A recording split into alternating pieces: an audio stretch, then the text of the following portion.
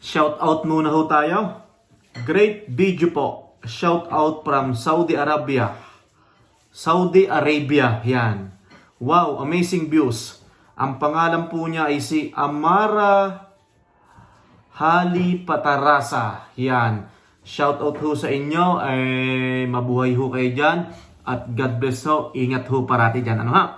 Tapos, may nagpapa-shout out pa. Sino gaare? Kau? Alab ng puso. Yan. Alab ng puso. What ito sa River Maya. Kanta yata ito ng River Maya. Alab ng puso. Relate much loads. Nice video. Shout out from Vancouver. Shout out sa iyo, Alab ng puso. Ano? Yan. Maraming salamat. God bless at mabuhay ka. Malamig. Malamig ang kamay ko.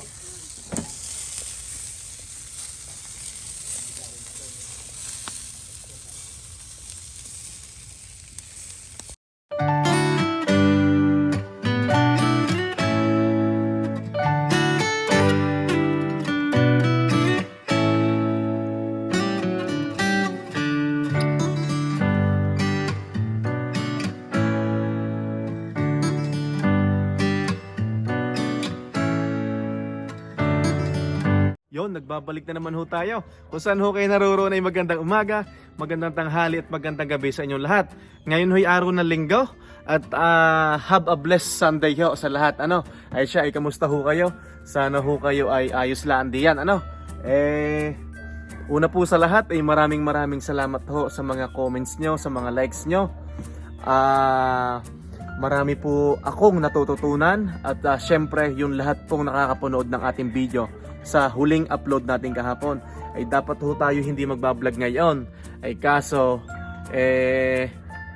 ang mahal na Reyna hindi ho daw siya papasok bukas family day ho ngayon dito sa Canada bukas ho ay dapat ako lang ang walang pasok ay nahili ang mahal na Reyna hindi din daw siya papasok siya ay sabi ko magbablog na lang ako at tayo na may nakapagbanding na kagabi tsaka kanina tapos bukas gagala na naman ano ho tayo hindi pag-uusapan at meron hong nag-message sa atin na taga Prince Edward ho. Nako, medyo malayo-layo yun taga Prince Edward part ho siya ng Atlantic province. Ano ha?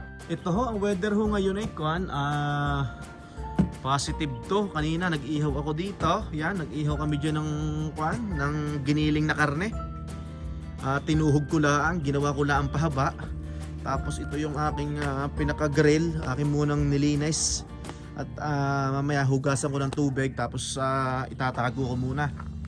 Ito nagkakape ako dito. Yan, siyempre kapeng barako na naman. Ano ho, ayan. Dala pa yan ng aking bianang galing sa Pilipinas. Ano? Ayan ho, ang oras ngayon dito ay alas 3 ho. Tirik na tirik pa ang araw. At medyo maganda ho ang klima ngayon. Positive to nga. Kaya kanina, marami ho naglalakad dito sa may harapan ng bahay. Ayan. Siya ay tayo may pag-uusapan at sana ho makapagbigay kayo ng idea, ng opinion at para ho mas lalo hong matuto at madagdagan ang kaalaman ng bawat isa. Maraming salamat ho. Ito, andito lang ho tayo sa gilid ng bahay at siyempre hindi ho mawawala ang kaping barako, ano? Hindi wala na ang init yun nga ho, gaya ho ng sabi ko kanina, doon ho sa huling upload natin, maraming salamat ho sa mga comment nyo, sa mga opinion, sa mga kuro-kuro, ano ho. Gayon pa man, yung hong bawat isa na nakakapanood ng aking munting video ay nagkakaroon ho ng idea at naliliwanagan. Kahit ho ako, kahit ho ang asawa ko, kahit ho yung aking anak, ano ho, nababasa ho yung mga comment nyo, ano. Maraming salamat, ano ho. Ito, may nag-message ho sa akin, ano ho. Ako ho'y nakadoble din at hindi lang pwede ang garne at medyo positive to, kaso medyo may diin din ang lamig, ano ho, madiin din ang lamig ng positive to. Ari ang message sa akin. Ari hoy kwan laang kagabi. Musta? Lipat kami next year dyan sa Edmonton, Alberta. Tanong ko lang, anong meron dyan sa Edmonton? Bakit madami na lipat dyan? Kayo, bakit kayo lumipat dyan? Gawa ka ng content. Thank you. Regards po kay Utoy at mahal na Reyna.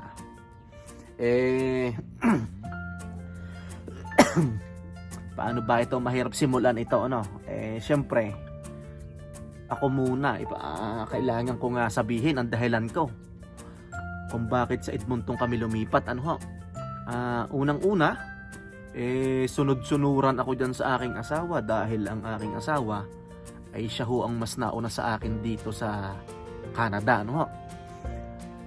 Siya ho ay galing ng Singapore, nag-fly papuntang Port McMurray.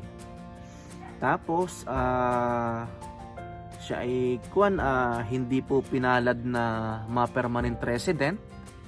Tapos minalas-malas pa. Isa po siya nga doon sa mga napauwi, hindi na PR.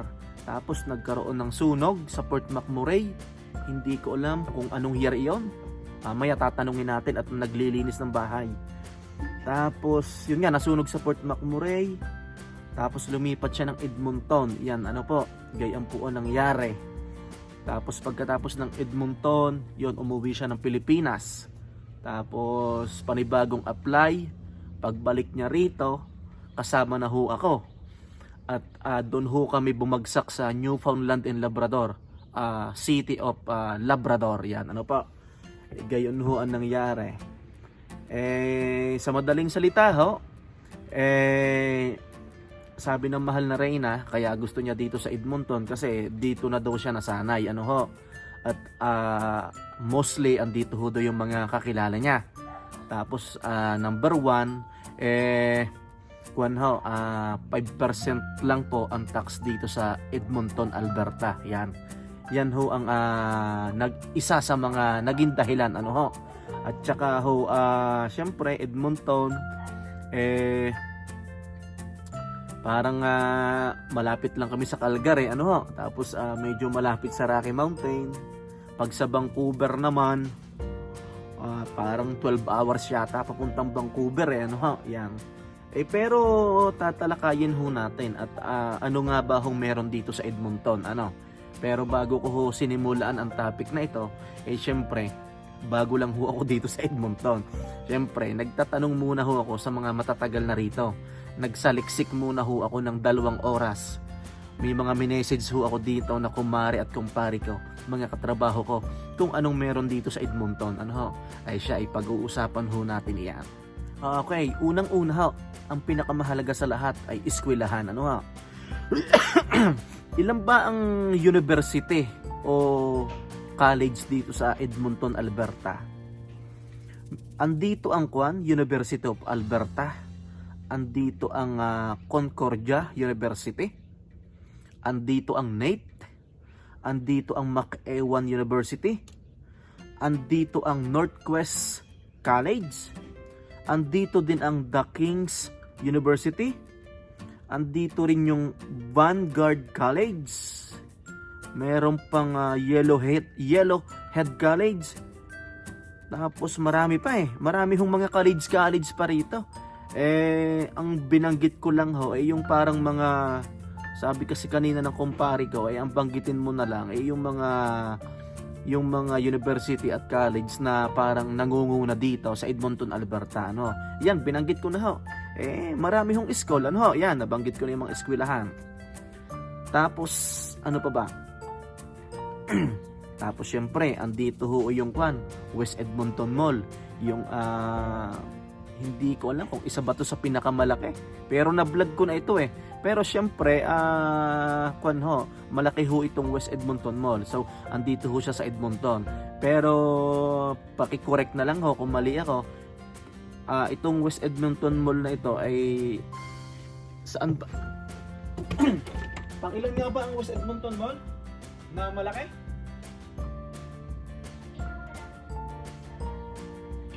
Ang sabi ho ng mahal na Reyna, busy pala ang si Mrs.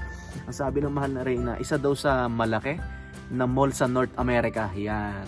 So, andito ho siya sa Edmonton, Alberta. Ano, ha?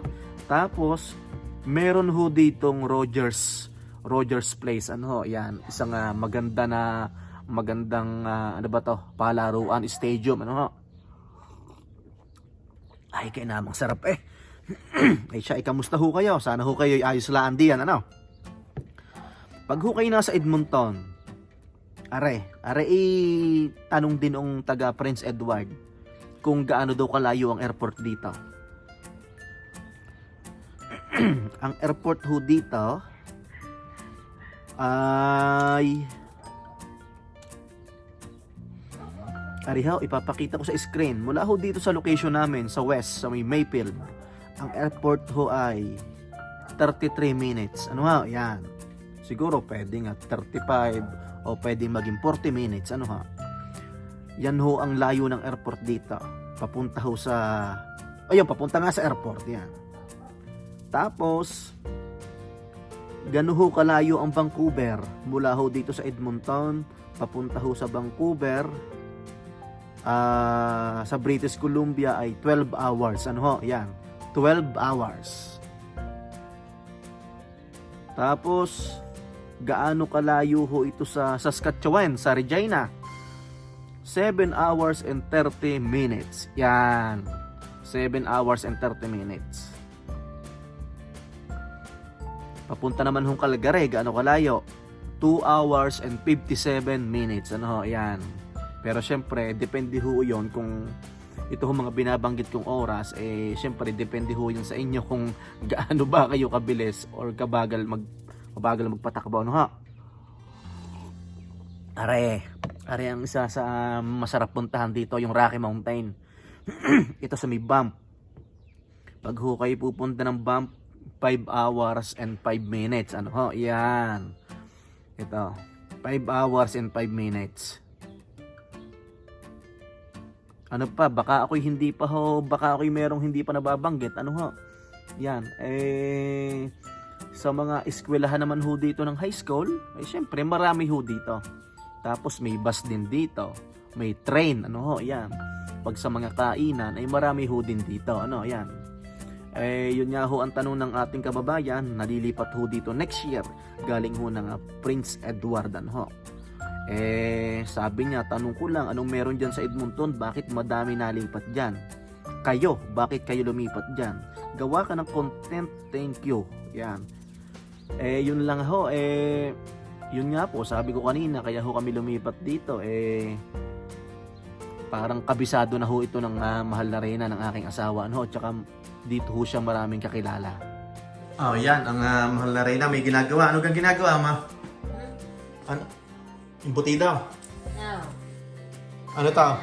Longganisa, siomai, lumpia. Longganisa, siomai, lumpia. Yan. Maghiga muna. Uy! Morning! Ano good morning alas 3 na. Oh, mag-alas 4 na nga Good day na. Good day. Okay, tatanungin kita. Bakit Edmonton, Alberta? Ano bang meron dito? Bakit dito ka lumipat? Bakit dito tayo lumipat? Kasi tumila na ako dito dati. Okay, tsaka syempre. Tsaka nasubukan ko na yung life dito. Diba? Nabuhay na ako dito nung PFW ako. Okay. Accessible lahat. Yung sinasabi nilang malayo yung bahay sa work, depende yun sa kukunin yung bahay na titirhan sa trabaho mo, di ba? Okay, so para sa akin, accessible. taas yung 5% pa ang tax. Yes, 5%, accessible, malapit sa Vancouver. Kung mamamasyal ka, hindi ganun ka syudad, hindi rin naman ganun ka remote, di ba? Okay, so yun yung opinion mo. Ano, syempre, iba-iba ng opinion ang mga tao, syempre, di ba? Yan. Marami rin namang job opportunities. Pero ngayon, napapansin ko, doon sa group ng Pinoy Edmonton, parang ang dami naghahanap ng work O siguro mga bagong dating yun, ano? Siguro maraming bagong dating. Actually, hindi ka naman mawawalan ng trabaho dito kung hindi ka choosy. Yan, medyo arte ang sagot mo doon, siya, yun ho, nadinig nyo na ho ang sabay. Ayun ho, nadinig nyo naman ho ang sabay ng aking asawa. Ako ho naman, sunod-sunuran sa kanya. Siyempre, kung nasaan ho ang inahin, na doon ho ang barako. Ano? Yeah. Ha? Eh, totoo naman eh. Kung nasaan ho ang inahay, na doon ang barako. Eh, siyempre, wala naman akong alam sa Canada eh. Eh, dito nga siya maraming kakilala. Dito kami maraming kakilala. Yan. Yung mga kilala niya, nakilala ko na rin. Kaingay nga. Ano ba yan? Kasi manual to eh. Ayan. Eh, yun lang ho. Eh, doon ho sa nagtatanong. Sir, shout out sa iyo ha. Hindi ko ho masabi yung pangalan niya at hindi pa daw niya sinasabi sa mga kamarites niya, sa mga kumpare niya na nagpaplano na siyang lumipat dito sa Edmonton galing ng Prince Edward. Ano? Eh, sir, magdala ka naman ng lobster at saka ho ng tahong. Oyster. Ha? Oyster. Oyster, ano? Ay, yun lang ho. At puputulin ko muna ang aking vlog at tutulungan ko muna ito. Ano? Saglit lang ha.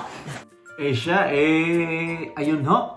Doon ho sa nag-request na taga Prince Edward, nasabi na ho namin ang aming mga opinion at mga dahilan. Ano ho? Ay siya, kung ho may pagkukulang kami, lalo na po sa mga nanonood, sa mga viewers, pakidagdagan na lang ho at pakitama at para matuto po ang bawat isa. Pero maiba muna ho tayo. Hindi pakitama. Pakidagdagan na lang ng information. Iyan. Hindi naman mali yung sinabi mong information. Okay. Basta na lang dumali ang mahal na Reyna. No? Ay siya, maiba ho tayo ng usapan. Napakaswerte ho ng mga kababayan natin na OFW na umuwi ng Pilipinas at para manood ho ng River Maya 2024. Yun ho din idol ko na banda eh. Talagang parang 24 years o parang almost 3 decades ho bago sila nagsama-sama ulit. May malungkot na balita. Anong malungkot na balita? Ako sa mga may PR application sa Alberta. Diba? May bagong nilabas na rules ang Ang ano? Alberta. Province of Alberta. Ay siya, yung daw, nabanggit nyo ang sabi ng mahal na Reyna, kaso saka ho na natin babanggitin yon at gaya ho ng sabi ko, yung aking laan namang kino-content, yung alam ko, wala ho, ha? Wala akong kakayahan na i-content yan. At Basa ko lang kanina. Siyempre, naalala ko lang yung situation dati na may PR application, biglang nag-freeze ang PNP ng Alberta. kailan ni-report yan? Yung isang araw. Siya, sige. Di ilalagay ko na lang sa comment section ang link kung saan mo napanood ang news na yan. Kasi pag iko-content ko, Gagawa natin ang content. ay di ikaw mag-vlog.